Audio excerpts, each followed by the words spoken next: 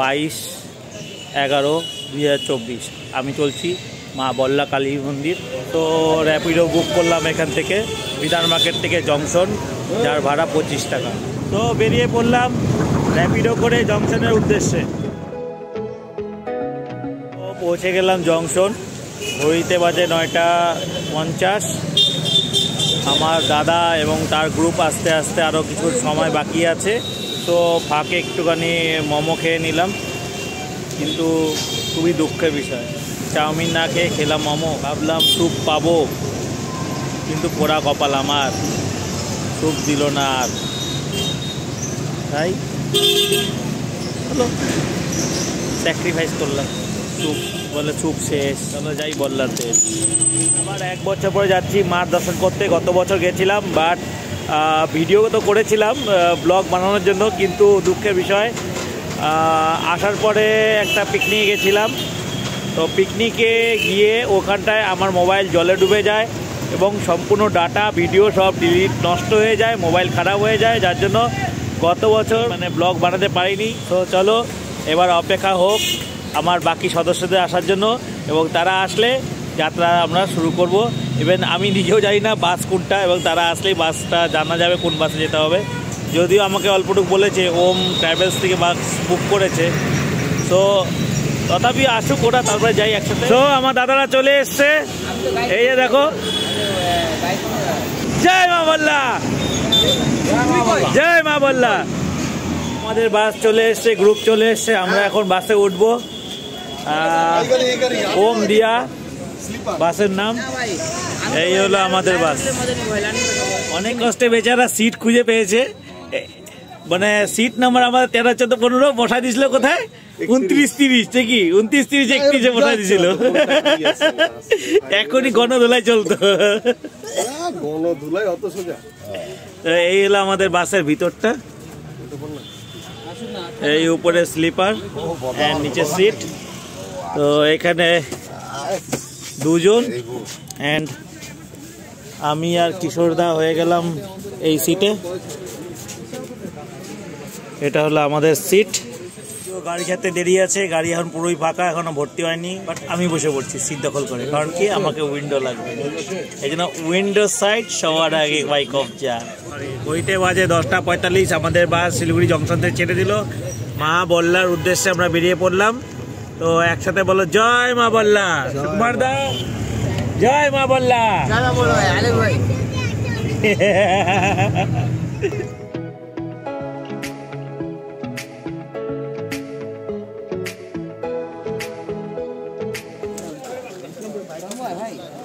ঘড়িতে এখন রাত্রি 12:35। আমাদের গাড়ি ইসলামপুর বাস স্ট্যান্ডে দাঁড়িয়েছে, অ্যান্ড এখানটায় যে লাইন হোটেল আছে খেয়ে দিয়ে তারপরে এখান থেকে আবার বাসে রওনা দেবো। তো চলো কিছু পেট পূজা করা যাক। নিরামিষ নাকি? ভাত, ডাল, সবজি এরা অর্ডার দিচ্ছে। কত প্লেট? কয় টাকা? কয় টাকা? গাছে খাওয়া কাকে বলে, মানে ঢুইকে দাম দাও, কিছু জিজ্ঞেস করার না, দে ভাই খাই আগে, তারপর দেখা যাবে। কিশোরদা আর সুকুমার দা দুজনে খেলো চিকেন ভাত, যার দাম পড়লো 120 টাকা করে, অ্যান্ড আমি খেলাম তড়কা রুটি, যা হলো 60 টাকা। আমার সাথে যাজন ছিল সেও খেলো তড়কা রুটি, 60 টাকা, অ্যান্ড সাথে আমি 1 প্লেট চিকেন নিলাম, 80 টাকা, আর সঙ্গে 2টো রুটি। টোটাল আমাদের বিল হলো 480। কীভাবে হলো, কী যোগ হলো, কী বিয়োগ হলো জানি না, খাওয়ার দরকার খেয়ে নিয়েছি, বিল দেওয়া দরকার দাদা দিয়ে দিয়েছি। চলো এবার ওই যে আমাদের বাস দাঁড়িয়ে আছে, এই যে এবার যেতে হবে বাসের উদ্দেশ্যে, নাহলে বাস আমাদের ছেড়ে দিয়ে চলে যাবে। সো খাওয়া দাওয়া কমপ্লিট, গাড়ি ছেড়ে দিল আমাদের। যেভাবে খাই সেভাবে খেয়েছে। কি বলে দেখো কিভাবে খেয়েছে, কিভাবে খেয়েছো? গরু যেভাবে খায় না সেভাবে খেয়েছে। গরু যেভাবে খায় সেভাবে খেলাম। কথাটা কিন্তু সত্যি, শালা যে খাওয়ার সময় একটা কথা বললো না, একটা কমেন্ট করলো না, কিচ্ছু না। আমি বোকার মতো শুধু ভিডিও করে গেলাম, এরা শুধু খাইয়ে গেল, কেউ কোনো কিছু বললো না, কিছু করলো। গোগ্রাসে খাইয়ে গেল, তারপর কি বিল উঠলো না হইলো, বাস খায় দেয় রও না, গরুর মতন খেয়ে নিলাম। আর এখন জাবর কাটবা গরুর মতো? না জাবর কাটতে হবে না, চকলেট খাও। বন্ধ, লাইট বন্ধ, আর কথা হবে না।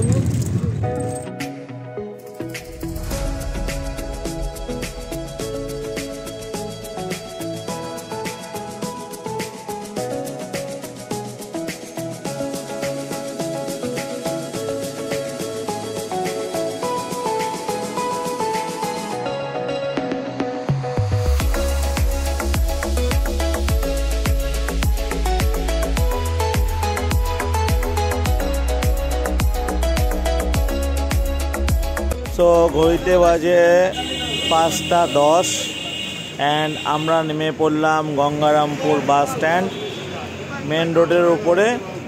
অ্যান্ড এইখান থেকে আমরা টোটো ধরে যাবো এর আগে।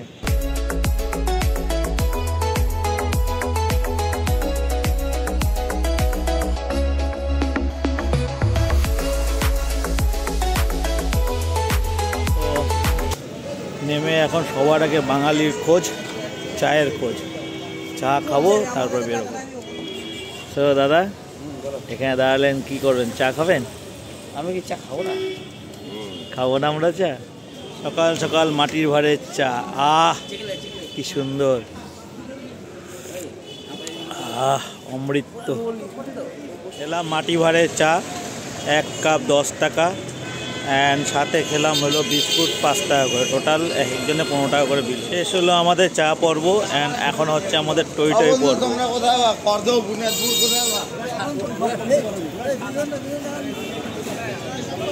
এখন সবাই ঢুকছে হলো মাছ বাজার দেখতে।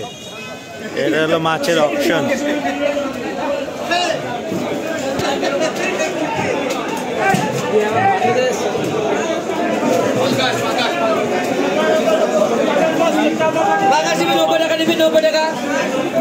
তুই খাতা থাকে 180 মাছ দিচ্ছি, দেখ 120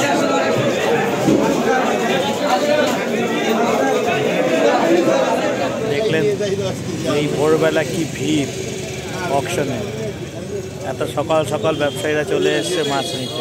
অনেক প্রতীক্ষার পরে চলে এলো আমাদের টোটো দাদা, কমল দাদা গাড়ি নিয়ে।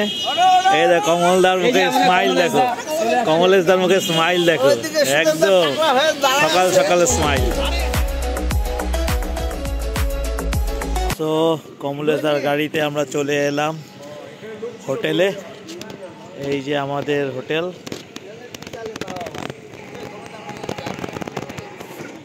এই দেখো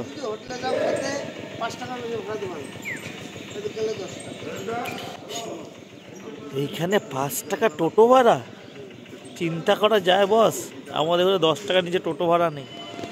হোটেলের দিকে যাওয়া যাক। এই হোটেলের ফ্রন্ট, এই সিঁড়ি দিয়ে আমরা উঠছি উপরে। এটা হলো হোটেলের হল রুম, এটা হলো আমাদের রুম। এই হলো বেড, রুম। এবার চলো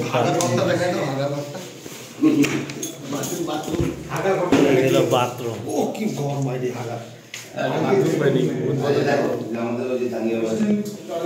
বেসিন, কোমোড, শাওয়ার। তো হোটেলে এলাম। এই জায়গাটার নাম কি? এই জায়গাটার নাম তো মানে এখানে আমরা আছি বৃন্দাবন লজে। হ্যাঁ, আমরা গঙ্গারামপুর থেকে টোটো করে এলাম একটা জায়গা নয়াবাজারের আশেপাশে।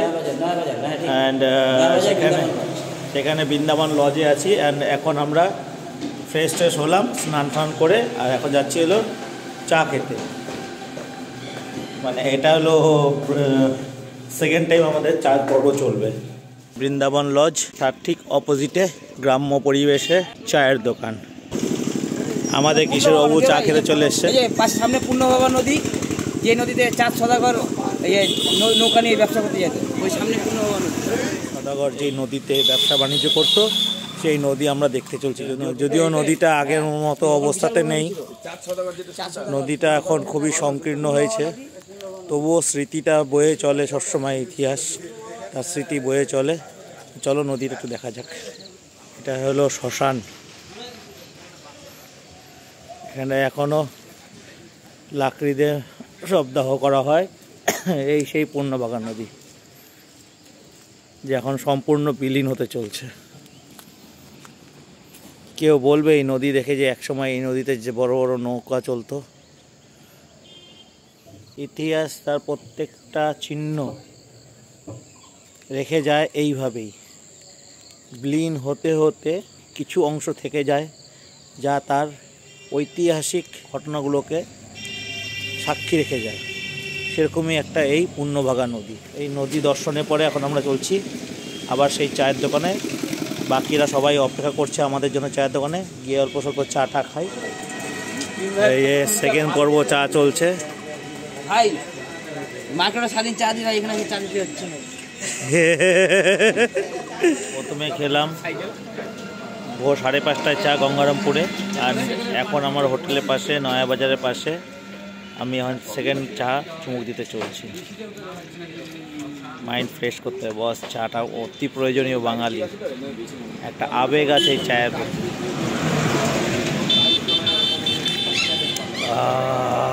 কি শান্তি। আমাদের সব রতি মহতিরা এক এক করে চায় চুমুক দিচ্ছে, আর চায়ের সঙ্গে চলছে আড্ডা, চা উইথ আড্ডা। চা খেয়ে আবার একটু রুমে এসলাম, রুমে এসে ফ্রেশ আবার হলাম, হয়ে একটু রেস্ট করলাম। এখন ঘড়িতে বাজে 9টা। আমরা যাচ্ছি এখন মা বল্লা মন্দিরের উদ্দেশ্যে মার সঙ্গে দেখা করতে। ওই যে দাদারা নামছেন উপর থেকে, এখন এক এক করে সবাই বেরিয়ে পড়লাম রুম থেকে। এখন সামনে টোটো, আর টোটো করে মা বল্লার উদ্দেশ্যে ছোট। জয় মা বল্লা।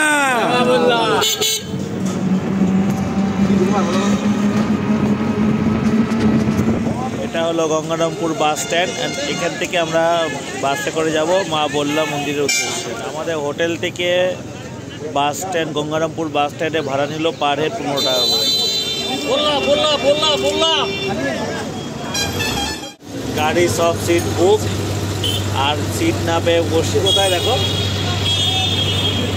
গাড়ির ইঞ্জিনে, ইঞ্জিন গার্ডের উপর বসে আছি। নিচ থেকে গরম গরম ভাপ বেরোচ্ছে।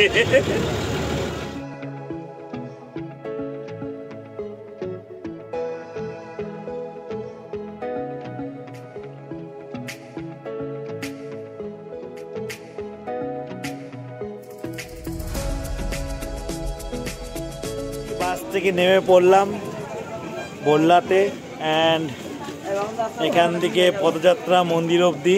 বেশ মার গানও শোনা যাচ্ছে, মনটা এখনই ভক্তিময় হয়ে উঠছে। একসাথে বলো জয় মা বল্লা কি জয়।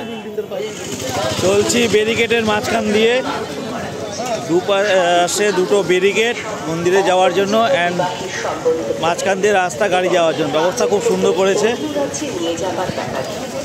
অ্যান্ড দুপাশেই হলো সুন্দর সুন্দর মিষ্টির দোকান, দইয়ের দোকান, মিঠাই মন্ডা।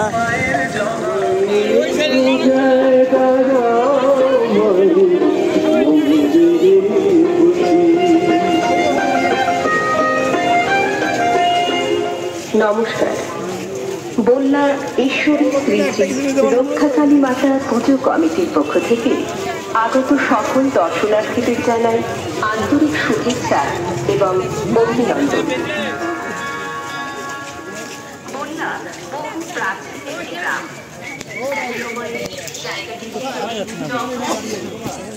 সেখানে মাতৃ আদেশে মায়ের পুজো হয়।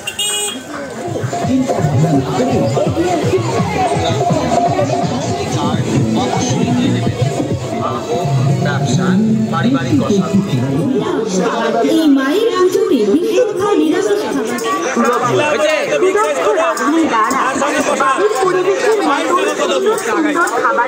নিলাম কদম, বাতাসা আর পুতুল।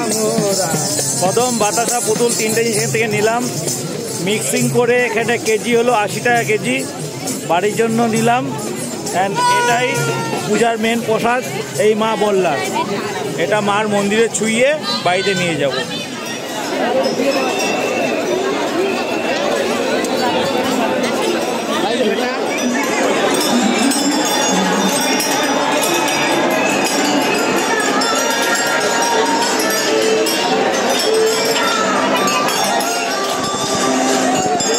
জয় মা বল্লা।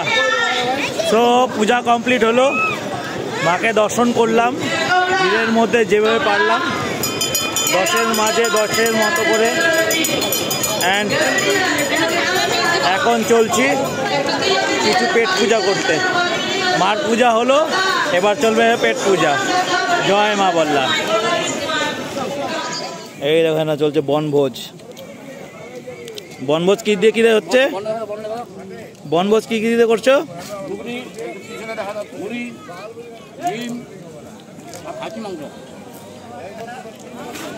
এই জিনিসের মজাই আলাদা। অ্যান্ড এই হলো বন,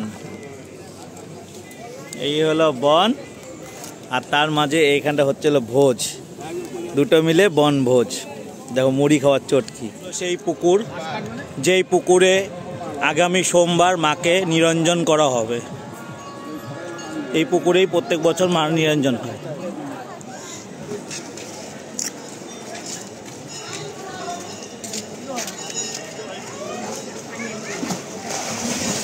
আমার পিছনে এই গাড়িটা করে ব্যাক করে চলে এলাম গঙ্গারামপুর মেন রোডে।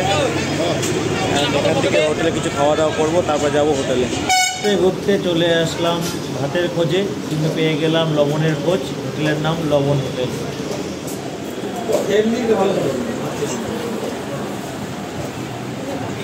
চলে এলো ভাতের থালি, এটা হলো নিরামিষ থালি। এরপরে কি অর্ডার দেওয়া হবে দেখে যাও খালি। তো হোটেলে খাওয়া দাওয়া করা হলো, অ্যান্ড আমাদের কাতল মাছ আর ভাত নেওয়া হলো, যার পার প্লেট পড়লো 110 টাকা পার প্লেট। খেয়ে দিয়ে আমরা আমাদের রুমে চলে এসেছি। এবার একটু রেস্ট করবো, তারপরে ঘুরতে যাবো বিকালে। তো এখন টাইম রেস্ট টাইম, দেখা হচ্ছে রেস্ট টেস্ট করার পরে।